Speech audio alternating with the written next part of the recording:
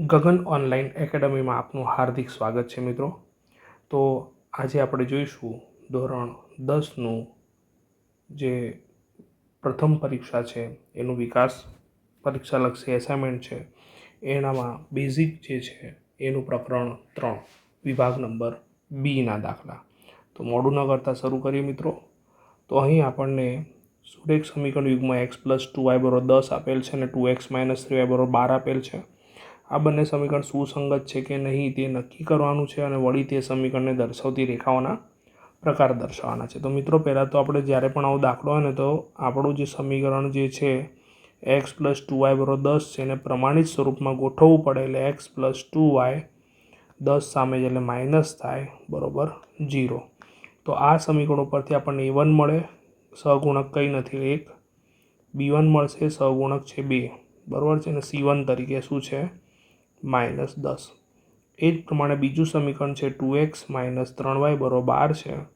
તો આ 12 સામે જાય તો શું થાય મિત્રો માઇનસ થશે એટલે 2x - 3y -12 = 0। તો આની અંદર તમને a2, b2 અને c2 મળશે બરાબર છે મિત્રો। તો a2ની કિંમત શું છે 2, b2ની કિંમત શું છે -3 અને c2ની કિંમત -12। તો આપણને આટલું મળી ગયું મિત્રો। હવે આપણે ફરજિયાત યાદ રાખવાનું કે સુસંગત છે કે નહીં ચકાસવા માટે આપણે ગુણોત્તરો ચેક કરવા પડશે પહેલાં। તો આપણે પહેલાં a1/a2 લઈશું। તો a1 1 છે અને a2 કેટલા છે 2 છે એટલે આમાં કંઈ ના થઈ શકે એટલે 1/2 આવશે। b1/b2ની વાત કરીએ મિત્રો તો b1ની કિંમત 2 છે અને b2ની કિંમત -3 છે, આમાં કંઈ ના થઈ શકે એમને એમ જ રહેશે। અને c1/c2ની વાત કરીએ તો શું થશે -10 અને અહીંયા આવશે -12।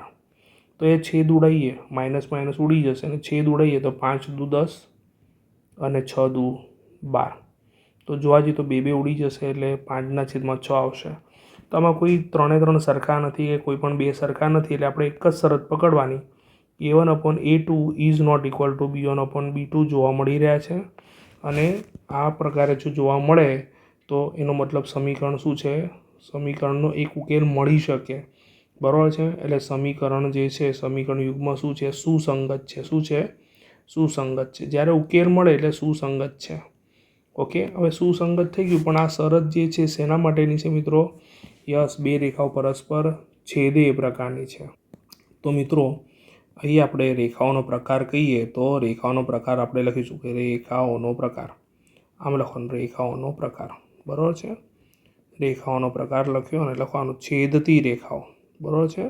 આ બંને રેખાઓ એકબીજાને છેદતી હશે, આ રીતે બે રેખાઓ જે છે એક બિંદુમાં છેદતી હશે કારણ કે આપણને જે શરત મળી એ શરત અનન્ય ઉકેલ માટેની છે બરાબર છે। નેક્સ્ટ દાખલા તરફ જઈશું। આગળના દાખલાની જેમ જ ફરીથી આપણે શું કરીશું, સુસંગત છે કે નહીં ચકાસવા માટે a1/a2, b1/b2 અને c1/c2નો ગુણોત્તર લાવવો પડશે।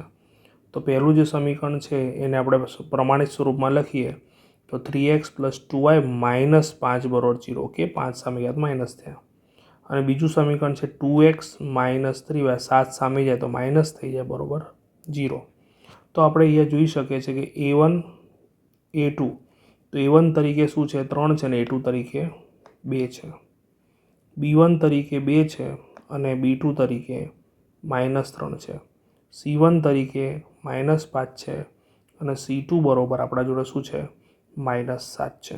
હવે આપણે ગુણોત્તર લઈએ a1/a2 તો શું થશે મિત્રો 3/2, b1/b2 તો અહીંયા શું મળશે 2/3 પણ ક્યાં માઇનસ, c1/c2 એટલે આપણા જોડે એ -5 છે તો -7, બંને જ માઇનસ આપણે માઇનસ માઇનસ પ્લસ અથવા માઇનસ કેન્સલ થઈ ગયા। તો આપણા જોડે મિત્રો 3 ગુણોત્તર મળ્યા। 3 ગુણોત્તરની ખાસિયત જોઈએ તો આ અને આપણને 3માં કોઈ જવાબ 3 સરખા નથી મળતા કે 2 સરખા નથી મળતા। હા, a1/a2 is not equal two b1/b2 થાય છે બરાબર છે। અને આ અનન્ય ઉકેલની શરત છે ને ઉકેલ મળે એટલે સમીકરણ યુગમાં શું કહેવાય સુસંગત છે। તો સમીકરણ યુગમાં સુસંગત છે। આશા રાખું છું મિત્રો તમને ખ્યાલ આવી ગયો હશે। નેક્સ્ટ દાખલા તરફ જઈશું। 3ની વાત કરીએ તો જો સુરેખ સમીકરણ યુગમાં આપણને આને આપેલા હોય ને અસંખ્ય એના ઉકેલ મળતા હોય તો કે એની કિંમત શોધો। તો પહેલાં તો જુઓ આપણું સમીકરણ જે છે પ્રમાણિત સ્વરૂપમાં છે નથી, તો આપણે શું કરવાનું પ્રમાણિત સ્વરૂપમાં લાવી દઈએ ફટોફટ। તો તો 2x માઇનસ 3y માઇનસ 12 બરાબર 0. આપણું સમીકરણ નંબર 1. બીજું સમીકરણ 6x પ્લસ KY બરાબર 36. 36 સામે જશે તો શું થશે? માઇનસ થશે, એટલે 6x પ્લસ KY માઇનસ 36 બરાબર 0. ઓકે મિત્રો, હવે આપણે A1 બરાબર 2 છે, B1 બરાબર માઇનસ 3 છે અને C1 બરાબર માઇનસ 12 છે. ઓકે, જુઓ 2 માઇનસ 3 અને માઇનસ 12.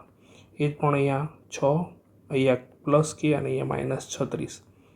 એટલે A2 બરાબર 6, B2 બરાબર K અને C2 બરાબર માઇનસ 36.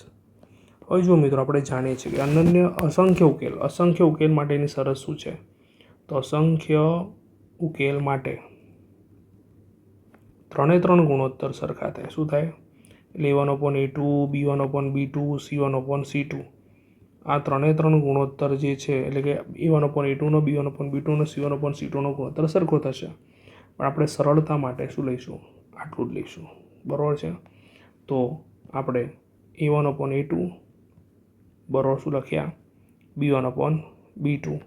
ઓકે, A1ની કિંમત કેટલી છે? 2, A2ની કિંમત 6, B1ની કિંમત -3 અને આની કિંમત K છે. તો જો મિત્રો, 2 તરી 6 થયા. બરાબર છે?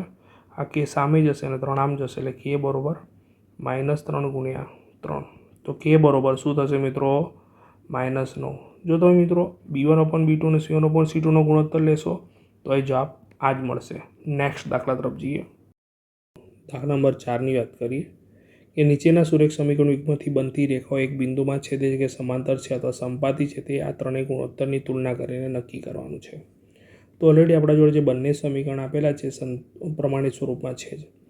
તો A1 બરાબર 5 છે, A2 બરાબર 7 છે, B1 બરાબર -4, B2 બરાબર 6, C1 બરાબર 8 અને C2 બરાબર -9. તો ગુણોત્તર શોધવાનું સ્ટાર્ટ કરીએ. A1/A2 એટલે 5/7 લખ્યા. B1/B2 તો અહીંયા તમે જોઈ શકો છો 4/6, એટલે 2 દુ 4 અને 2 તરી 6, એટલે -2/3.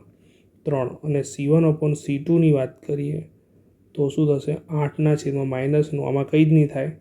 તો મિત્રો આપણે જોઈ શકીએ છીએ કે ત્રણેય જવાબ સરખા નથી, 3 જવાબ જુદા મળી રહ્યા છે. અને 3 જવાબ જુદા મળી રહ્યા છે તો પહેલાં 2 તો જુદા મળે જ છે. એટલે A1/A2 અને B1/B2 બંને સરખા નથી. અને આ જે છે શેની શરત છે? અનન્ય ઉકેલ માટેની. અને અનન્ય ઉકેલ ત્યારે મળે જ્યારે બંને રેખાઓ એક જ બિંદુમાં છેદે. તો બંને રેખાઓ એક જ બિંદુમાં છેદે. બરાબર છે? તો આપણો જે પ્રશ્નોનો જવાબ છે એમાં શું આવશે? કે રેખાઓ એક જ બિંદુમાં છેદે છે. નેક્સ્ટ દાખલા તરફ જઈશું. મિત્રો, દાખલા નંબર 5ની વાત કરીએ. જો સમીકરણ યુગમાં આપણને x - 4y = 10 અને 3x + 4y = 20 ને અનન્ય ઉકેલ હોય તો Kની કિંમત કઈ શરતનું પાલન કરે? તો જો મિત્રો, અનન્ય ઉકેલ માટે આપણે પ્રમાણિત સ્વરૂપમાં ના ગોઠવીએ તો પણ ચાલે. બરાબર છે? તો અહીંયા આપણા જોડે A1 તરીકે 1 છે, આનો સહગુણક 1, B1 તરીકે -4, એ જ પ્રમાણે A2 તરીકે 3 છે અને B2 તરીકે શું છે? K છે.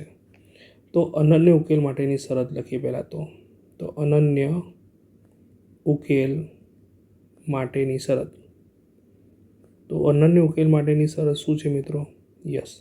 તો A1/A2 અને B1/B2 જે છે એ કદી પણ સરખા ના થાય. ગુણોત્તર કદી સરખો હોય નહીં. બરાબર છે? આ શરત છે. તો A1ની કિંમત 1 અને A2ની કિંમત 3 છે.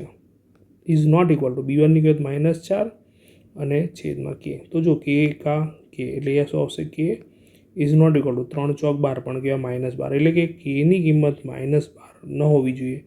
એ શરતનું પાલન થવું જોઈએ મિત્રો. તો આશા રાખું છું મિત્રો તમને ખ્યાલ આવી ગયો હશે આ દાખલાઓમાં 5 હા. અને બીજું મિત્રો, જો તમે મારી ચેનલ સબસ્ક્રાઈબ ના કરો તો મહેરબાની કરીને સબસ્ક્રાઈબ કરજો, લાઇક કરજો, શેર કરવાનું ભૂલતા નહીં. અને હા, તમને આ જે વિડીયો છે એની ડિસ્ક્રિપ્શનની અંદર બધા જ આગળના વિડીયો, પાછળના વિડીયો જોવા મળશે. તો ખાસ અંદર તમે જોઈ શકો છો ડિસ્ક્રિપ્શનમાં. ત્યાં સુધી સરસ રીતે આનું રિવિઝન કરો, પ્રિપેરેશન કરો. તમારા માટે બીજા વિડીયો બનાવી જ રહ્યો છું. તો સરસ રીતે આગળ વધો. Bye bye. Have a nice day.